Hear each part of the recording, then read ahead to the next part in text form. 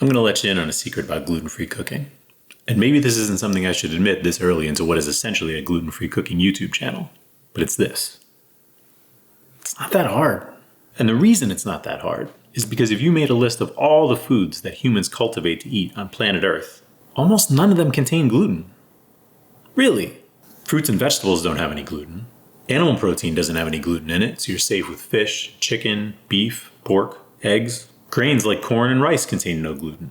Oats are complicated, but inherently contain no gluten. Dairy doesn't have any gluten in it, although some of you may not be able to eat that either. Nuts, herbs, spices, all gluten-free. Even with processed foods, food producers big and small have found ways to eliminate gluten from the places that it doesn't need to exist and replace it in the places that it does. People, we have like 4 different kinds of gluten-free Oreos. Times are good. There is still 1 box left to check, 1 infinity stone left to find, 1 Horcrux left to destroy, and it's the one place gluten really does need to exist. You know what I'm going to say? Do I need to say it? You're going to make me say it. It's bread.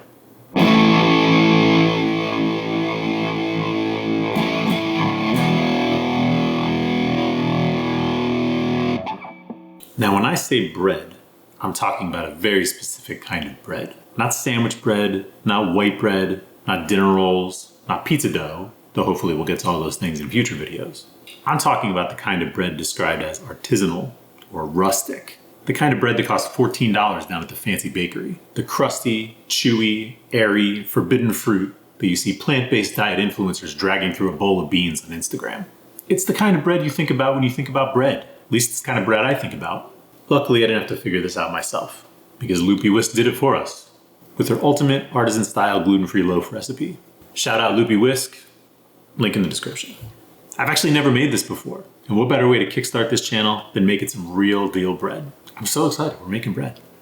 So what do you need to make bread? We have a few magic ingredients today. The first is yeast, which is in all risen bread, whether you're adding it from powder like this, I keep this in the freezer, or whether you're cultivating it from the environment, like in sourdough. Here's the thing, a lot of people think yeast has gluten in it, just because they associate yeast and gluten with bread. Not true. We're also gonna add some sugar to give the yeast a head start, rather than relying on just the sugars that are in the flours we're gonna add. And we're also gonna add some apple cider vinegar, because yeast likes an acidic environment. Our second magic ingredient today is psyllium husk fiber. It's a weird name, but it's basically just soluble plant fiber that comes from like a kind of a normal-ish looking plant. It's usually used as like a food thickener or a fiber supplement. You may have run across it in case you've had some troubles in the bathroom in the form of Metamucil. I'm not asking questions. So what is this stuff doing in our bread? It's what's replacing the gluten. You'll see in a bit when we mix this with water, it forms like a thick, stretchy gel that's sort of like the thick, sort of stretchy network that gluten forms in wheat bread. Psyllium husk fiber comes in whole husk or in powdered form. I have the powdered stuff right here. If the recipe calls for whole husks and you're using powder, use about 75% of what the recipe says. If the recipe calls for powder and you're using husks, vice versa. You gotta use a little bit more. All right, that's enough about psyllium husk powder. Making up the bulk of our ingredients today are a handful of flours. We have brown rice flour for nuttiness and that protein density that we associate with this kind of bread. Get the superfine stuff if you can. I don't think this is the superfine stuff, so it may end up a little gritty, but anytime you use rice flour in baking, try to get this superfine. We also have potato starch for airiness and a neutral flavor. We're also gonna add buckwheat flour, which adds some of those familiar whole wheat flavors. And despite wheat being in the name, actually contains no gluten. You also need some water, obviously, for hydration, and a little bit of salt for flavor. Let's make this bread. All right, the first thing we have to do today is make this psyllium husk gel. So grab your digital scale and measure out 20 grams of psyllium husk fiber, or 17 grams if you're using psyllium husk fiber powder like me. To this, add 240 grams of warm water and whisk until combined. This stuff is going to get pretty thick after about 10 or 15 seconds, so don't get weirded out. When it's all mixed together, set it aside. Next, we're going to measure out our dry ingredients.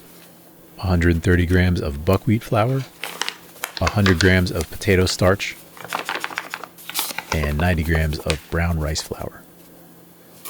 Next, we're going to add 8 grams of yeast. Now, I'm using instant yeast, so I'm adding mine straight to the dry ingredients. Next, we'll add 10 grams of salt and 20 grams of sugar. Whisk all that up And there are your dry ingredients. Now you can mix and knead this by hand if you want to, but I'm going to work smarter, not harder, and use my trusty stand mixer. We're going to use a dough hook today. First, add your dry ingredients to the mixer bowl. Then add your psyllium husk gel, 150 grams of warm water, and 12 grams of apple cider vinegar. This is going to run for about 5 or 10 minutes, or until the dough all comes together.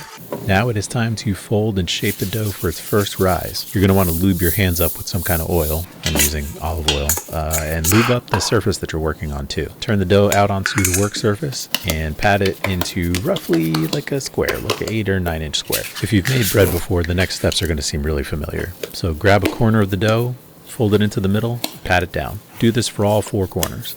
Once you've folded all 4 corners, flip the dough ball over, form it into a rough ball, and put it into an oiled bowl covered with plastic wrap.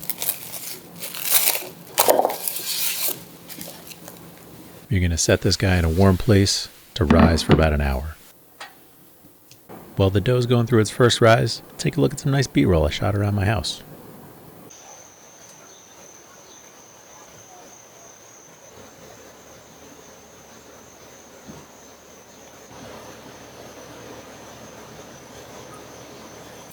Alright, 1 hour is up, the dough is doubled in size, and we are ready to shape the dough. Instead of olive oil this time, we're going to use brown rice flour on our work surface. Turn the risen dough out onto the work surface, and dust with a little bit more brown rice flour. Then we're going to get to folding just like we did the first time. Pat out the dough, fold all the corners in. This time we're actually going to fold it a few times, not just once. This will help the dough keep its tight shape. Form the dough into a ball and put it in a bowl lined with a brown rice flour dusted tea towel. If you have a fancy proofing basket, you can use that now. I used to have a few around when I used to make gluten bread, but now that I can't eat gluten anymore, I had to get rid of them. Wrap it all up and place it back in that warm spot to double in size for about another hour.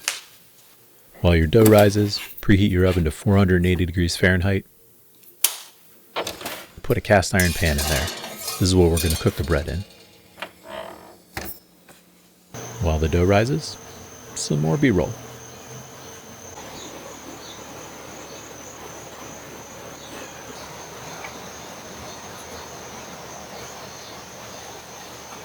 Alright YouTube, it is time to bake this bread. Take the dough from the tea towel and put it onto a clean piece of parchment paper. Get your hot cast iron pan out from the oven. Be careful, please. And put the dough on the parchment paper into the cast iron. Use a sharp knife or a razor blade or a bread lame to cut slashes in the bread that can help it expand. Alright, everybody in the oven. I'm also going to throw a few ice cubes into this tiny little cast iron pan to provide steam. The steam helps the bread rise by ensuring that the outside of the bread doesn't get too dry too fast. See you in an hour.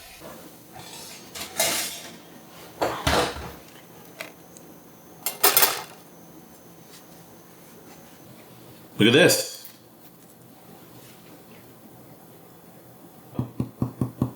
Sounds right. Certainly smells like bread. And it only took like 5 hours from beginning to end, including cool down time. All right, let's get into it. See what it looks like inside.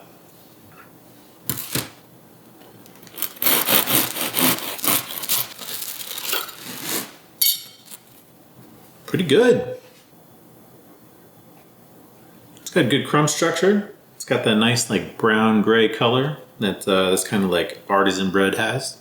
Nice crisp crust. See what it tastes like. I'm going old school today. I'm just going bread and butter, but not just any butter. This is Le Beurre Bordier, which they tell me is the best butter in the world. Just got it on a trip back from Paris. I sound obnoxious. I'm sorry. Let me just eat this bread.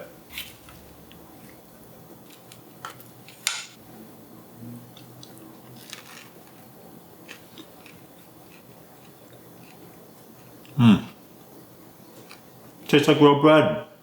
All right. Real bread. Make this. Guys, it tastes like whole wheat bread.